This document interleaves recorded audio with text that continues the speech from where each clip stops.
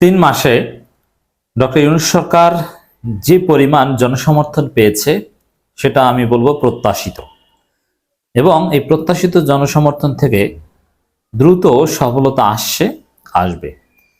দর্শক, 3 মাস পার হয়ে 100 দিন পার হয়েছে। 100 দিনের নানান পর্যালোচনা চলছে। তার মধ্যে আন্তর্জাতিক অন্তর্বর্তী সরকারের 100 দিন নিয়ে ইন্টারন্যাশনাল ক্রাইসিস গ্রুপ একটা প্রতিবেদন করেছে। এটা মূলত আমরা বিশ্লেষণ করব। জনগণের সমর্থন ধরে রাখতে প্রয়োজন দ্রুত সাফল্য। এখানে যেটা উঠে এসেছে, জনগণের সমর্থন আছে, 3 মাস পর্যন্ত স্ট্যাটাস কো ছিল, বহাল তবিয়াতে আছে, এবং বাংলাদেশের ইতিহাসে এরকম জনপ্রিয় কোনো সরকার অতীতে আসেনি। নির্বাচিত সরকারের প্রতি জনগণের এত হিউজ ম্যান্ডেট ছিল না। যেমন নির্বাচিত সরকার যদি আসে, সেখানে তো হয় বিএনপি সরকার, না হলে বিএনপি জামাত জোট সরকার, এইভাবেই তো, বা আওয়ামী লীগ সরকার। এর মানে দেশের সিংহভাগ মানুষ কিন্তু সেই সরকারের বিরুদ্ধে। কোনো একটা দল 51% মেজরিটি নিয়ে বাংলাদেশে ক্ষমতায় আসে না। বাংলাদেশের গণতান্ত্রিক সিস্টেম এটা না। লেস দেন 50% মেজরিটি নিয়ে ক্ষমতায় আসে। কিন্তু আপনি যদি ডক্টর ইউনূস সরকারের জনপ্রিয়তা বিচার করেন, কোনো গবেষণার মধ্যে সেটা 90%-এর ঊর্ধ্বে উঠে এসেছিল। ঠিক আছে, 90% নয়, 80% তো একেবারে নর্মালি হবে। তো দর্শক, এই সরকার হিউজ পপুলার ম্যান্ডেট প্রাপ্ত, not electoral mandate, popular mandate আছে। নির্বাচিত সরকারের চাইতেও এই সরকারের গণভিত্তি অত্যন্ত স্ট্রং। তো দর্শক, এখানে যে কথাটা আসছে, লেট হলে জনপ্রিয়তা কমবে, এই জন্য দ্রুত সফলতা বা দ্রুত সাফল্য প্রয়োজন। হ্যাঁ, সফলতা দ্রুতই আসবে, লেট হবে না, তবে যৌক্তিক সময়। আমরা দেখি এখানে কি পরামর্শ দেওয়া হয়েছে, এটা আমাদের উপলব্ধি করা দরকার। কারণ বিএনপি দ্রুত ক্ষমতা আসার জন্য ব্যস্ত। জামাত প্রথমে ঠিক ছিল, পরবর্তী এখন জামাতও দ্রুত নির্বাচনের কথা বলছে, হয়তো বিএনপির সাথে একটা আন্ডারস্ট্যান্ডিং হয়েছে। এই জটিলতায় জনগণকে সিদ্ধান্ত নেওয়া টাফ, এজন্য এই বিষয়গুলো জরুরি। অধ্যাপক ডক্টর মোহাম্মদ ইউনূসের নেতৃত্বাধীন অন্তর্বর্তীকালীন সরকারকে আন্তর্জাতিক সহায়তার পাশাপাশি জনগণের সমর্থন ধরে রাখার জন্য কয়েকটি বিষয়ে দ্রুত সাফল্য অর্জনের দিকে মনোনিবেশ করতে হবে। দেখেন, এই সরকারকে দ্রুত চলে যেতে হবে একথা কিন্তু কেউ বলছে না। কিছু কিছু বিষয়ে দ্রুত সফলতা আসলে সরকার দীর্ঘমেয়াদে ক্ষমতায় থেকে একটা সুন্দর রাষ্ট্র গড়ে তুলতে পারবে। তবে সব ক্ষেত্রে দ্রুত সফলতা তারপরে চলে যাও এটা না, কিছু কিছু ক্ষেত্রে দ্রুত সফলতা খেয়াল রাখতে হবে। যেমন সাপোজ দ্রব্যমূল্যের ঊর্ধ্বগতি, এটা যদি সরকার নিয়ন্ত্রণ করতে পারে বা আইন শৃঙ্খলা পরিস্থিতি স্বাভাবিক রাখতে পারে, এই সরকারের প্রতি জনগণের আর কোনো আক্ষেপ থাকবে না। এই সরকার 3-4 বছর, 4.5 বছর চালালে জনগণ মোটেও আপত্তি করবে না।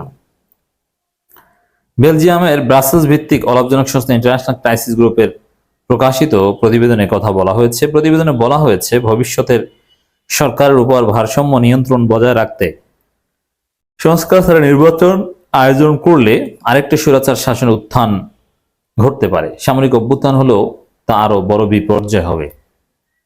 এই যে বিষয়টা, এর মানে বিএনপির কথা মতো নামকাওয়াস্তে একটা নির্বাচন দিলে দেশ ধ্বংস হয়ে যাবে।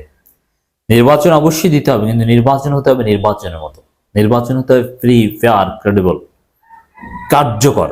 এই জন্যে যথেষ্ট সংস্কার করতে হবে, যথেষ্ট দেরিতে নির্বাচন হতে হবে। নইলে সে আগের মতো নির্বাচন হলে একেবারেই ধ্বংসস্তূপের মধ্যে আমরা পড়ে যাব। ক্রাইসিস গ্রুপ জানায়, দ্রুত নির্বাচন অনুষ্ঠান হলে বিএনপির ক্ষমতা আসার সম্ভাবনা রয়েছে। দলের রেকর্ড বিবেচনায় এটি আওয়ামী লীগ থেকে খুবই সামান্য ভালো হতে পারে বলেও অনেকে মনে করছেন।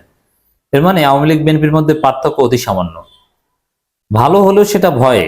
আওয়ামী লীগ বিএনপি মুদ্রার এপিড ওপিড, কিন্তু মুদ্রাটা হয়তো বা ভিন্ন, এই সামান্য ভিন্ন। এর মানে আমরা যে কথাগুলো এখন বলছি যে আওয়ামী লীগ বিএনপি একই, এই কথাগুলো কিন্তু ইন্টারন্যাশনাল বিভিন্ন থিঙ্ক ট্যাঙ্ক গ্রুপও কিন্তু বলছে। প্রতিবেদনে বলা হয়, যদি রাজনৈতিক ও অর্থনৈতিক পরিস্থিতি উল্লেখযোগ্যভাবে খারাপ হয়ে পড়ে, তাহলে সেনাবাহিনী হস্তক্ষেপ করতে পারে। এর ফলে সামরিক শাসনের একটি নতুন যুগ শুরু হতে পারে বলে এতে দাবি করা হয়েছে। এখানে একটা হুঁশিয়ারি আমি দিই, যদি বাংলাদেশে সামরিক অভ্যুত্থান হয়, আশা করি হবে না, সর্বোচ্চ জরুরি অবস্থা আসতে পারে। সামরিক অভ্যুত্থান হলে তার দায়ভার বিএনপিকে নিতে হবে। কারণ একটা দেশে সামরিক অভ্যুত্থান কেন হয়? আইন শৃঙ্খলা পরিস্থিতি অবনতি ঘটলে, সরকারের প্রতি জনগণের আস্থাহীনতা ঘটলে, সরকার যা করতে চায় সেটা না করতে পারলে এখন এই এই বেকায়দাগুলো কারা বাজাচ্ছে? উত্তর হচ্ছে বিএনপি। অতএব বিএনপি সঠিক রোল প্লে করলে দেশে সামরিক অভ্যুত্থান তো দূরের কথা, জরুরি অবস্থায় আসবে না। অতএব বিএনপি যদি ধৈর্য ধরতে পারে, এটার উপরে নির্ভর করে আমাদের আগামী দিনের ভবিষ্যৎ। দ্রুত সাফল্যের মধ্যে জনসেবায় ছোটখাটো দুর্নীতি মোকাবেলা, বিদ্যুৎ সরবরাহ উন্নত করা এবং উচ্চ মূল্য হ্রাস করার পদক্ষেপ গ্রহণ করতে হবে। না, এক কথায় দ্রব্যমূল্য, এই দ্রব্যমূল্যের সাথে আমাদের বিদ্যুতের সম্পর্ক অনিবার্য। মানুষ যদি খেয়ে পরে ভালো থাকে, তারপরে 5 বছর 4.5 বছর পর নির্বাচন হলে কোনো সমস্যা নেই। আন্তর্জাতিক ভূমিকা পালনকারী দেশগুলো অন্তর্বর্তী সরকারের সাথে সহযোগিতা করে তার উচ্চাকাঙ্ক্ষী লক্ষ্যসমূহ সমর্থন করতে এবং বাংলাদেশি রাজনীতিকে নতুন যুগে প্রবাহিত করতে সাহায্য করতে হবে। বাংলাদেশকে একটি নতুন যুগ সংস্কারের প্রথম 100 দিন শিরোনামে প্রতিবেদন এমনটি বলা হয়। ক্রাইসিস গ্রুপে মিয়ানমার ও বাংলাদেশের জন্য জ্যেষ্ঠ পরামর্শদাতা থমাস কিন বলেন, অন্তর্বর্তী সরকারকে তার দৈনন্দিন শাসন পরিচালনার উন্নতি করতে হবে, যাতে তা জনগণের ব্যাপক সমর্থন ধরে রাখতে হবে। আসলে জনগণ কি চায়? দেখেন, বাংলাদেশের জনগণ ভোট দেওয়ার জন্য উদগ্রীব অতটা না।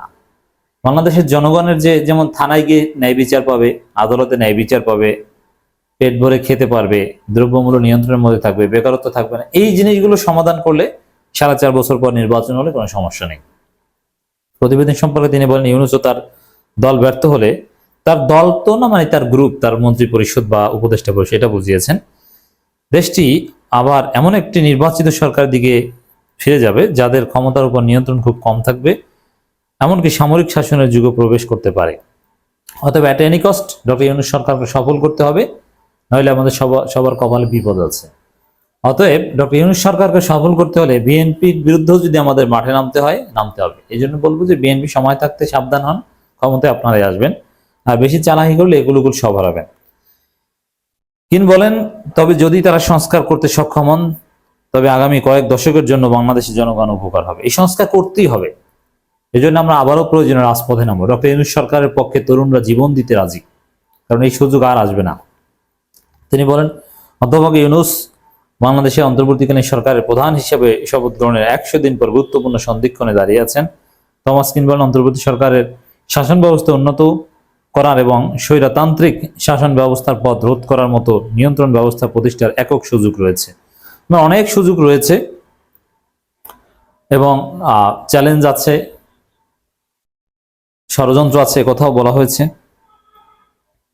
ইন্টারন্যাশনাল ক্রাইসিস গ্রুপ জানায়, অন্তর্বর্তী সরকারের সংস্কার প্রতি জনগণের শক্তিশালী সমর্থন রয়েছে। এছাড়া ছাত্র জনতা ও সেনাবাহিনীর সমর্থন পেয়েছে তারা, এটা একটা জিনিস। আর সেনাবাহিনীকে আমরা কিছুতেই প্রতিপক্ষ বানাবো না।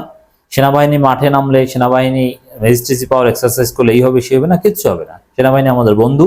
সেনাবাহিনী পরীক্ষায় পাশ করেছে, বরং রাষ্ট্র গঠনে সেনাবাহিনীকে আমরা সম্পৃক্ত করতে চাই। বিভিন্ন ঠিকাদারি প্রতিষ্ঠান বা ইত্যাদি ইত্যাদি এগুলো সেনাবাহিনীকে দিতে চাই।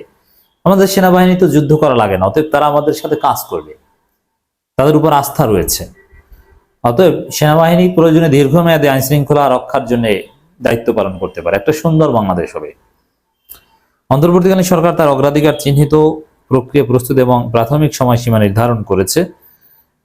প্রতিবেদনে বলা হয়, 5 আগস্ট বাংলাদেশ থেকে শেখ হাসিনা পালিয়ে যাওয়ার রাজনৈতিক ক্ষেত্রে একটি নতুন প্রজন্মের নতুন সুযোগ সৃষ্টি করেছে। এই সুযোগ আমাদের কাজে লাগাতে হবে। 1971 সালের পর এই সুযোগে প্রথম এসেছে।